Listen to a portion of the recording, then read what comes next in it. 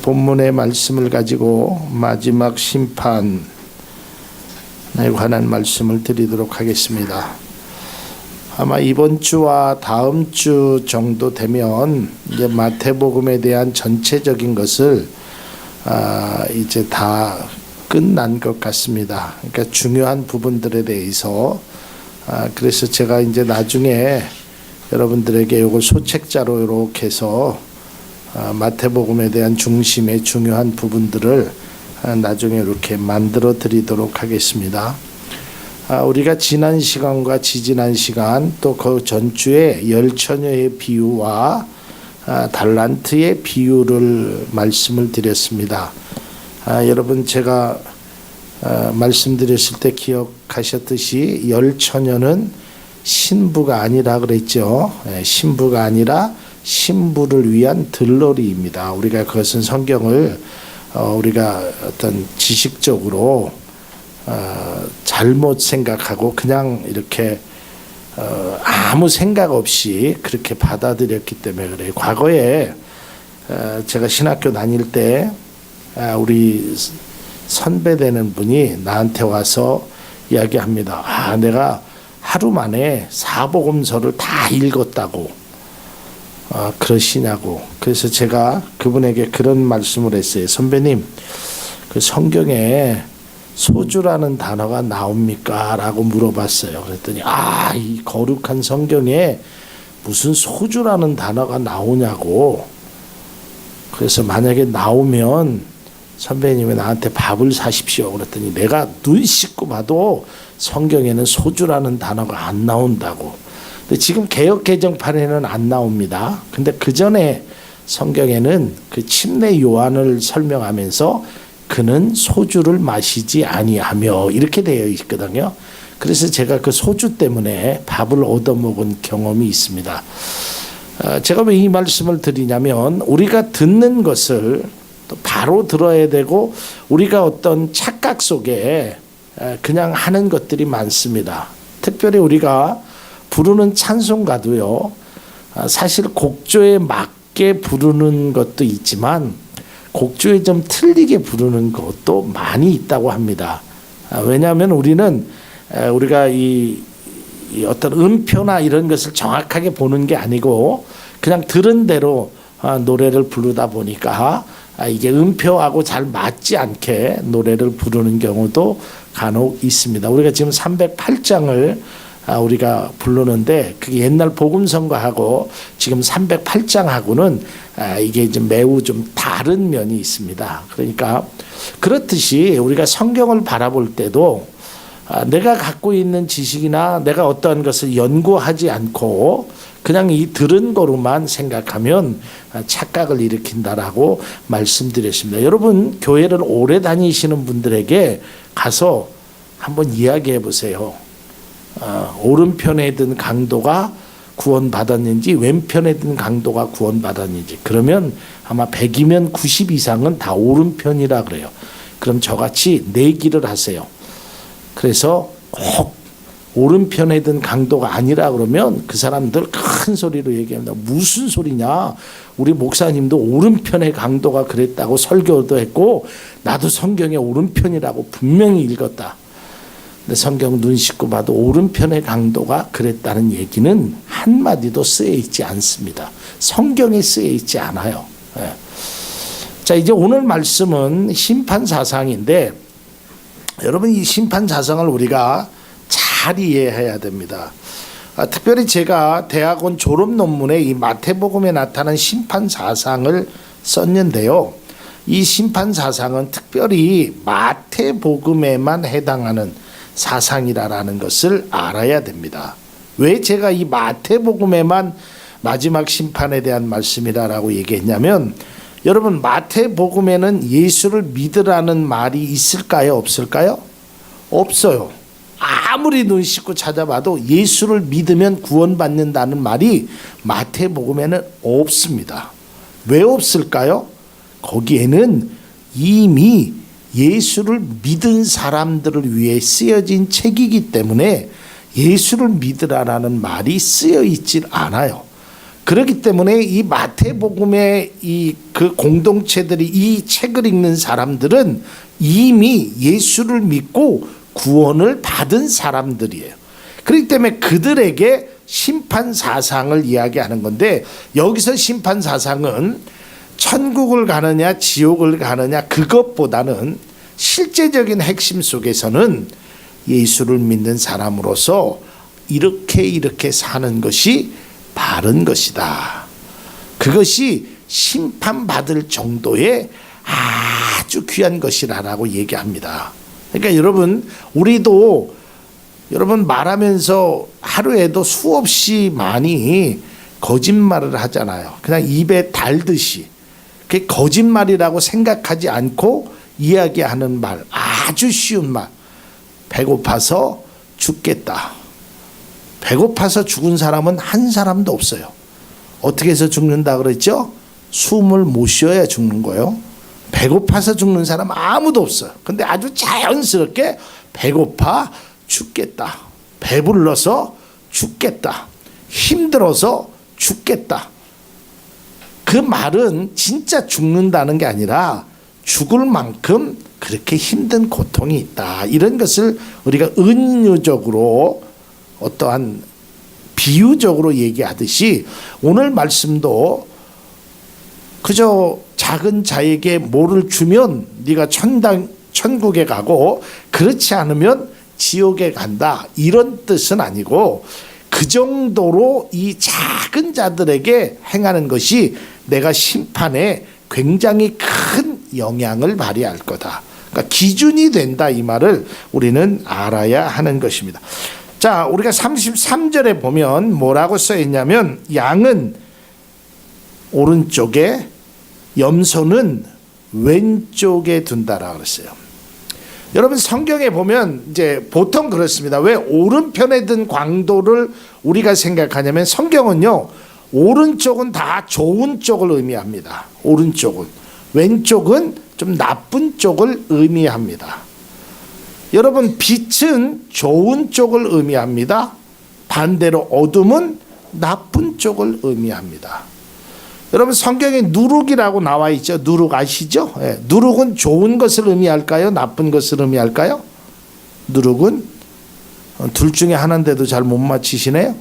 누룩은 나쁜 것을 의미해요. 그런데 딱 한 군데만 좋은 표현으로 씁니다. 누룩을. 그건 나중에 제가 말씀드리는데 어쨌든 성경은 오른편은 좋은 쪽, 왼편은 좀 나쁜 쪽으로 표현해요. 그리고 양은 좋은 것, 염소는 안 좋은 것, 이렇게 표현합니다. 자, 그런데 여기서 이 말씀을 잘 보면 33절의 말씀을 보면 그 두 부류는 완전히 분리되어 있어요. 그 다음 자막을 보시면 자, 완전히 그 중간 지대는 있다 없다? 없어요. 이걸 우리가 분명히 알아야 됩니다. 성서는 명확하게 이야기를 합니다. 뭐라고요? 했냐 안 했냐, 오른쪽이냐 왼쪽이냐, 이원론적으로 좁은 문으로 갈 것이냐 넓은 문으로 갈 것이냐, 생명의 길로 갈 것이냐 저주의 길로 갈 것이냐, 이것을 중간으로 놓고 하면 안 되는. 그래서 우리가 세상을 살 때는 부자처럼 살고 천국은 나사로처럼 가려고 이런 생각을 갖고 있습니다. 물론 여러분이 이 세상에 살면서 가난하게 살라라는 뜻이 아니라 부자처럼 사는 것이 아니라 나사로처럼 예수를 믿으면서 부자가 되어야 되지, 세상은 아주 예수님과 상관없이 살고 죽을 때 돼서 천국에 가려고 하는 사람들이 종종 있다라는 거예요. 그래서 여러분들도 전도를 해보면 가끔 그런 분들 계시잖아요. 야야, 알았어, 내 예수는 믿긴 믿는데 나중에 저기 그 뭐라 그래요, 그 재활병원 같은데 요양원에 갔을 때 그때 믿을게. 야, 지금은 이 좋은 세상에 지금 일요일날 놀러 다녀야지, 그 교회 다니고 너는 수요 예배도 가지 금요 예배도, 아유 나는 지금 바빠서 못해. 그러니까 세상을 좀 즐기다가 나중에 진짜 할 일 없으면 그때 예수를 믿겠다는 분들도 종종 만나게 됩니다. 여러분, 내 인생이 내 맘대로 되는 것이 아님을 여러분 꼭 인정할 수 있기를 바랍니다. 그렇게 되는 것이 인생이 아닙니다. 그래서 성경은 분명히 그 중간 지대가 없음을 분명히 말해주고 있습니다. 자, 오늘은 이 도표 하나만 설명을 드리고 예배를 마치고자 합니다. 이 굉장히 중요한 도표를 여러분들에게 말씀드립니다. 마태복음 전체에 관한 이야기입니다. 자, 영생에 들어가는 자와 영벌에 들어가는 자, 우리 표현으로 쉽게 얘기하면 하늘나라에 들어가는 자와 지옥에 들어가는 자를 이야기합니다. 마태복음 7장 13절에서 14절까지 말씀을 보면 영생으로 들어가는 자는 좁은 문으로 들어가야 된다라고 말하고 있습니다. 반대로 영벌에 들어가는 자는 넓은 문으로 들어가야 된다 그랬어요. 여러분이 이 마태복음 7장 13절에서 14절까지의 말씀을 읽으면 좁은 문은 찾는 사람이 별로 없다 그랬어요. 여러분, 한국의 기독교인이 얼마나 되는 줄 아십니까? 예. 그 이야기는 90년대부터 나왔어요. 1000만이 넘다고. 근데 인구 조사를 해보니까 이미 기독교 전체 인원이 1000만이 깨진 지가 오래됐습니다. 인구 조사에서. 그런데 더더욱 안타까운 건요, 여러분, 천주교가 보통 한 200만 명이 됩니다. 200만 명 이상. 기독교가 총 합해서 지금 900만 명에서 뭐 900, 한 30, 50만 여기서 왔다 갔다 거리는데요. 천주교가 한 200만에서 250만 정도. 그럼 나머지 700만이 기독교잖아요. 여러분 놀라지 마세요. 거기서 100만 이상이 이단입니다. 그럼 실제적으로 기독교인은 600만 명도 지금 안 돼요. 아주 굉장히 지금 심각한 겁니다. 우리가 옛날에 그런 기도했어요. 인구의 4분의 1이 기독교인이라고 그랬어요. 제가 신학교 다닐 때만 해도 그랬어요. 인구의 4분의 1이. 근데 지금은요, 점점 교회에 그리스도인들이 점점 나아가고 있어요. 자꾸 들어오는 문은 사람이 없고 나가는 문만 계속적으로 열려지고 있어요. 좁은 문으로 들어가라고 그러는데 좁은 문으로 들어가질 않습니다. 그 이유가 있습니다. 그게 바로 7장 17절에서 19절에 있는 말씀입니다. 여러분, 영생에 들어가는 자는 아름다운 열매를 맺는 좋은 나무, 나쁜 열매를 맺는 나쁜 나무예요. 그래서 이 성경에 뭐라 그러냐면 좋은 나무가 나쁜 열매를 맺을 수 없고 나쁜 나무가 좋은 열매를 맺을 수 없다. 열매를 보면 그 나무가 좋은 나무인지 나쁜 나무인지 알 수 있다 그랬어요. 제가 왜 7장 13절하고 7장 17절하고 하냐면 여러분들이, 아니 오늘날 그리스도인들이 아름다운 열매를 맺어야 될 줄로 믿으시길 바랍니다. 이 아름다운 열매를 맺지 못하고 맨 가시나무처럼 삐쭉빼쭉 해가지고 상대방을 공격이나 하려고 그러고 보기에 흉하고 세상의 사람들로부터 지탄을 받다 보니까 이 영생에 들어오는 문이 자꾸만 차단되는 것입니다. 옛날에는 믿지 않는 사람도 교회에 가라 그랬어요. 교회에 가라 그랬어요. 믿지 않는 아버지가요, 자녀들에게 그래 나는 안 믿지만 나는 술 먹고 나는 세상 속에 방황하고 살지만 너는 그래도 교회에 가라. 이런 세상에 제가 어렸을 때만 해도 그랬어요. 근데 요새는 어때요? 믿는 부모조차도 자녀들에게 야야 공부해 공부, 뭐해 교회 가기 싫어? 그럼 가지 마. 이런 세대로 바뀌었다니까요. 왜 그러냐면 교회라는, 그리스도인이라는, 성도라는 직책을 가진 사람들이 뭐 본보기가 되는 게 없어요. 아름다운 열매를 맺을 수가 없어요. 그러니까 사람이 찾아오질 않아요. 그곳으로 모이려고 들질 않아. 왜냐하면 냄새 나는데, 가면 찔릴 것 같은데 굳이 그런 곳에 가려고 하질 않는단 말이에요. 여러분, 우리 교회는, 우리 성도님들은 정말 아름다운 열매를 맺는 교회로, 또한 그리스도인으로 우리가 달려갈 수 있기를 주님의 이름으로 부탁을 드립니다. 이건 저와 여러분들이, 여러분 우리 계단을 내려오시면서 청주 참 좋은 교회 비전이라고 쓰여 있는 것을 보게 될 것입니다. 제가 그 글을 쓴 건데 교회 주보에도 있습니다. 빛과 소금의 역할로 섬기면서 온전히 그리스도인의 사명을 감당하고자 달려가는 성도 교회가 되어야 된다. 이게 안 되니까 사람들이 이쪽으로 자연적으로 흡수가 안 되는 것이에요. 요즘은요, 여러분들도 알다시피 얼마나 인터넷이라는 것이 발달되고 얼마나 빨리 전파되는지 몰라요. 좋은 일들도 전파되지만요, 나쁜 일들이 아주 급속도로 빨리 전파됩니다. 그래서 어떠한 물건, 어떠한 건물, 어떠한 도시, 여기가 좋다 그러면 사람들이 말할 것 없이 가지만 나쁘다고 평가가 한번 나면 한순간에 거기를 찾아가지 않는다는 거예요. 우리 교회는 정말 아름다운 열매를 맺는 좋은 나무들이 많이 있는 귀한 교회로 우리가 함께 노력할 수 있기를 바랍니다. 자, 그 다음에 7장 21절에 보면 아버지의 뜻을 행하는 자가 영생에 들어간다 그랬어요. 영벌에 들어가는 자는 굉장히 중요합니다. 한번 따라 같이 읽겠습니다. 시작. 주여 주여 말로만 하는 자. 여러분, 말로만 하는 자가 되지 않고 아버지의 뜻을 행하는 자가 되어야 될 수 있기를 바랍니다. 누구의 뜻을요? 아버지의 뜻을, 하나님의 뜻을 이루는 교회. 그저 주여 주여 주여 주여 말로만 행하면 안 되는 것이에요. 말로만 행하면 절대로 되지 않는 것이에요.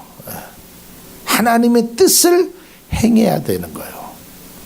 여러분들은 제가 늘 말씀드리지만 입술로 그리스도인이라고 증거하지 말고 여러분의 삶으로 그리스도인이 될 수 있기를 바랍니다. 이게 진짜 그리스도인이에요. 입술로 나는 예수 믿는 사람이야, 나는 구원받은 사람이야, 나는 집사야, 나는 뭐야, 이거 가지고 우리가 자랑할 게 아니라니까요. 이거 가지고 존경받을, 옛날에는요 권사님 하면 그래도 믿음의 어머니 이래서 우리 어렸을 때까지만 해도 권사님들 하면 그분이 어떤 거를 떠나서 권사님 하면 존경의 대상자였잖아요. 장로님, 또 목사님 다 그렇잖아요. 근데 요새는요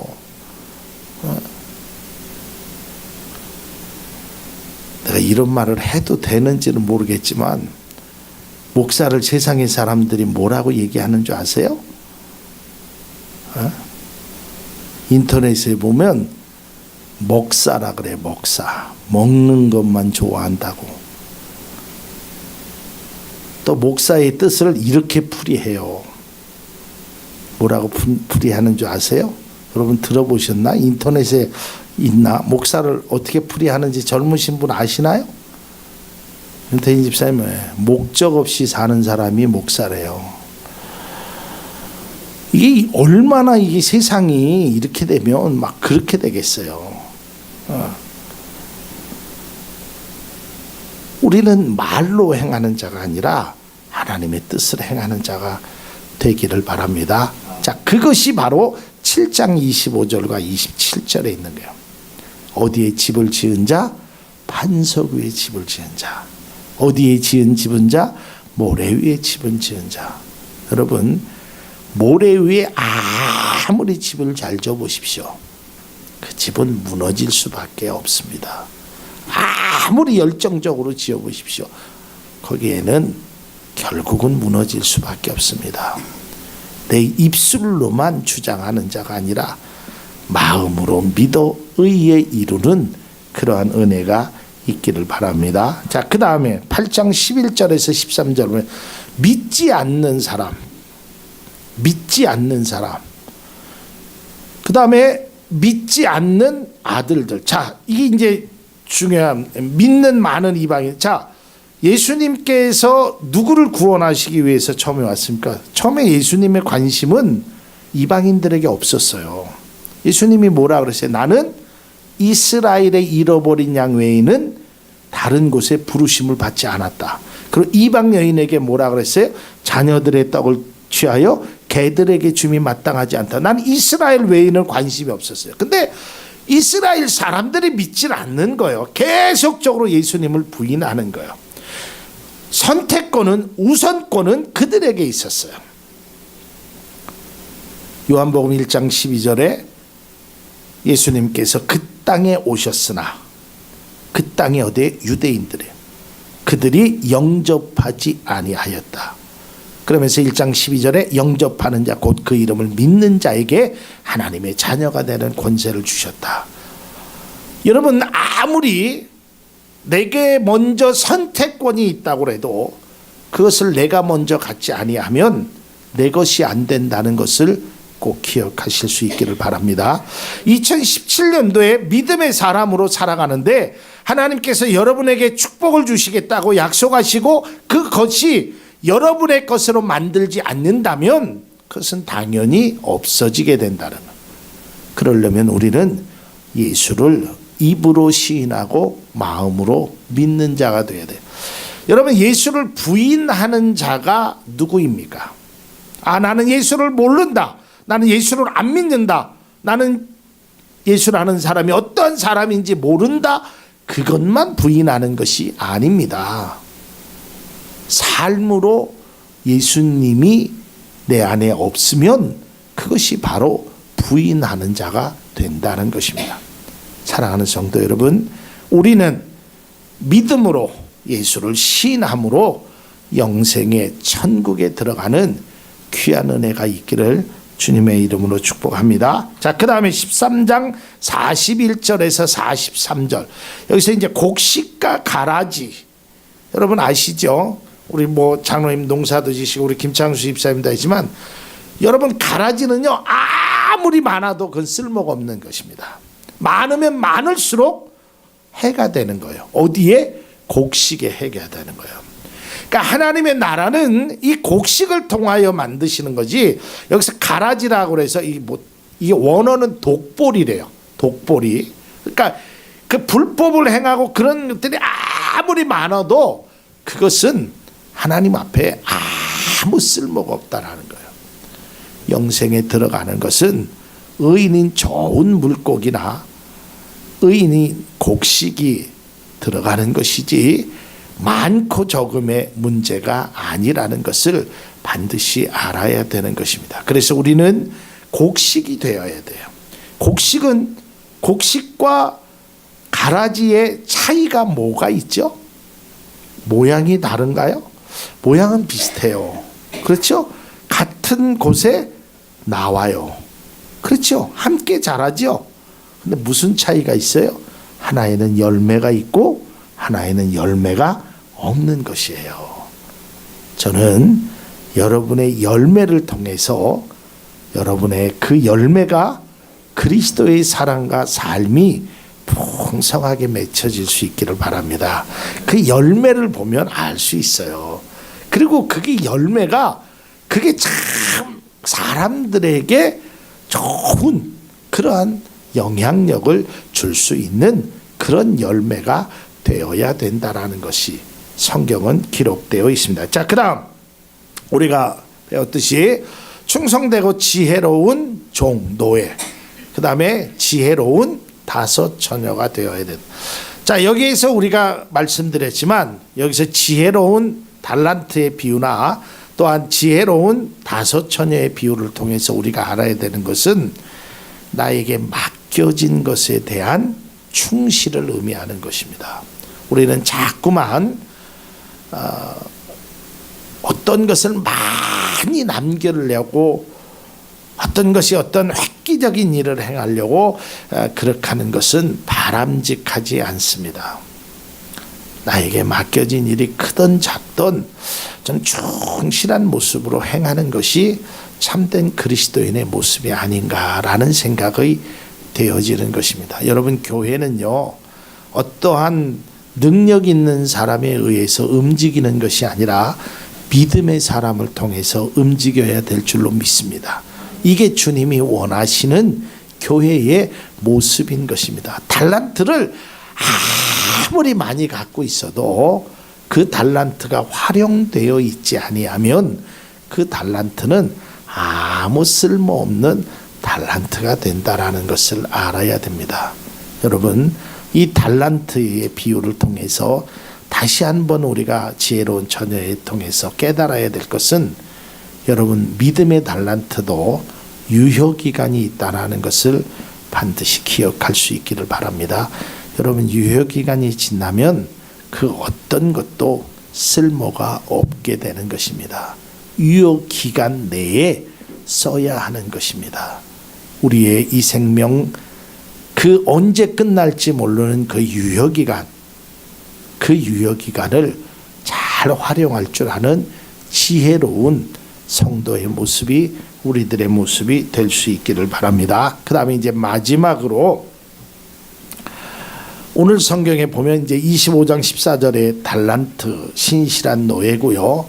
그 다음에 의인 양과 염소의 비유입니다. 다음 시간에 다시 한번 이 의인의 양과 염소에 관해서는 말씀을 드리겠는데, 여러분, 이 심판 기준에 보면 분명한 것이 있습니다. 작은 자에게 한 것이 바로 나에게 한 것이다. 근데 다른 성경에 보면 어떻게 기록되어 있냐면 내 이름으로 작은 자에게 냉수 한 그릇 준 것이 바로 나에게 한 것이다. 근데 여기에서 우리가 잘 알아야 되는 것이 뭐냐면, 그러면 뭐 남을 도와주고 또 그런 것을 하는 것이 천국 가는 길이냐? 그게 아니고 믿음의 사람으로서 그런 일을 행해야 된다라는 것입니다. 믿음이 전제되어야 된다는 것입니다. 믿음이 없이는 행하는 것은 그저 구제하고 그저 불쌍히 여기는 것에 불과한 것입니다. 우리는 믿음의 섬김을 통해서, 믿음의 나눔을 통해서 작은 자에게도 냉수 한 그릇을 줄 줄 아는, 진짜 세상에 관심 없는 사람, 내가 이 사람에게 이걸 베풀어도 요만큼도 나에게 돌아올 것이 없다라고 생각하는 그 사람에게 그리스도의 이름으로 베푸는 것이 진정한 은혜요, 진정한 그리스도인의 모습이라는 것입니다. 내가 너에게 이걸 주면 네가 이만큼 나에게 해라. 내가 너한테 돈은 달라고 안 한다. 그 대신 이거를 해라. 이런 것이 아닙니다. 그것이 아니고 그리스도의 사랑으로 그냥 베푸는 것입니다. 그래서 예수님이 말씀하시듯이 속옷을 달라거든 겉옷도 줄 줄 알고 오리를 가자고 하면 십리를 걸을 줄 아는 그런 모습이 진정한 의인의 모습이고 양의 모습이라는 것을 우리는 알아야 됩니다. 사랑하는 성도 여러분, 제가 늘 말씀드리지만 여러분, 교회에서만 믿음의 모습을 보이려고 하지 마십시오. 교회에서만 기도하지 마십시오. 여러분의 신앙은 교회 안에서 아주 경건한 모습을 보이는 것이 주님이 원하시는 것이 아닙니다. 여러분의 삶은 교회에서도 오늘 권사님 기도하셨듯이 말씀을 듣고 감격이 있고 찬양을 할 때 기쁨이 있고 기도를 할 때 뜨거움이 있는 것 매우 중요합니다. 그러면 말씀을 듣고 그 감격을 세상에 나가서 주변에 있는 사람들과 함께 나눌 수 있기를 바랍니다. 여러분이 찬송을 통해서 기쁨을 누렸다면 그 기쁜 것을 가지고 함께 나누어 줄 수 있는 그런 은혜가 반드시 있어지길 바랍니다. 또한 기도를 통하여 그런 뜨거운 열정이 생겼다면 그 뜨거운 열정을 가지고 다른 사람들에게 나누어 주십시오. 자꾸 내 것만 내 교회만 주장하지 마십시오. 여러분, 하나님의 교회입니다. 하나님 편에 보면 다 귀한 교회입니다. 사랑하는 성도 여러분, 여러분들이 영생에 들어가는 귀한 은혜가 틀림없이 여러분에게 있다라는 사실을 믿음으로 고백할 수 있기를 바랍니다. 그 다음에 우리는 그러한 사람으로서, 그러한 자격을 얻은 사람으로서 그저 나만 얻고 나만 하는 것이 아니라 이웃과 함께 나누며 함께 베풀 수 있는 귀한 은혜가 우리 교회에, 우리 성도님들에게 있어지길 바랍니다. 다음 주에 이 의인과 양의 염소에 관해서 조금 더 구체적으로 말씀을 나누고 마태복음에 관한 내용은 전체적으로 하고, 그 다음 주부터는 누가복음에, 마가복음은 뭐 특별하게 이렇게 비슷한 내용입니다. 그래서 누가복음에 나타난 그러한 여러 가지의 사건이나 또 말씀을 가지고 우리가 오후 예배 시간에 함께 나눠보도록 하겠습니다. 결론은 여러분의 열매를 통해서 여러분의 나무가 평가된다라는 것을 꼭 기억할 수 있기를 바랍니다.